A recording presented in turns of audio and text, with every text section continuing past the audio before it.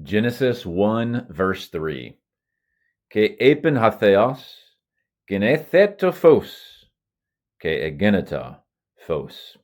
It's a short verse here, but there's a lot of beautiful stuff going on. Let's start with the first verb, which is apen. This, of course, is from Lego. The underlying Hebrew is vayomer.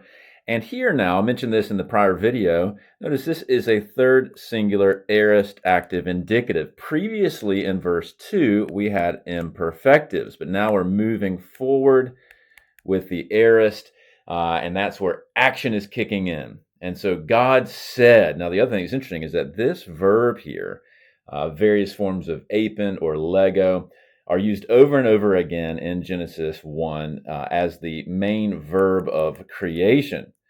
Things are happening whenever God is speaking. And that's why I would argue John in John 1 that we looked at last time describes Jesus as the Logos, because it is the noun form of Lego. Well, what does God say? Genetheto here is an third singular aorist passive infinitive from ginomai. And ginomai is a typical verb for to come about. And notice it's aorist because of the gen here, the stem change.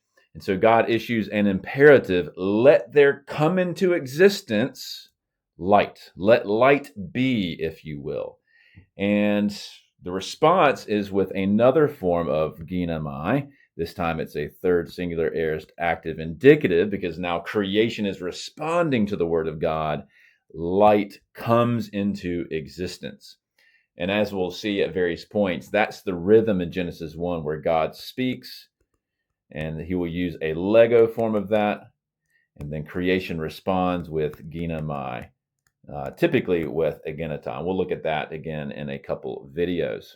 Now, this speech act whereby light comes into creation is alluded to in 2 Corinthians 4:6. Paul says, "For God who said, 'Let light shine out of darkness.'" Now notice it's not a direct quotation. You do have the use of phos here. You do have skatos, which was in the prior verse as the thing that is sort of above the deeps.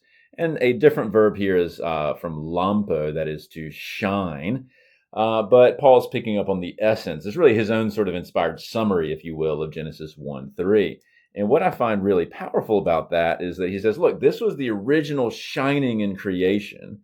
And then he says, this very same God is shining in our hearts, same word, light of the knowledge of the glory of God in the face of Jesus Christ, who was there at creation as well. He says, now the gospel is the same kind of light shining as was in original creation, but now bringing about new creation. A beautiful way he taps into Genesis 1:3.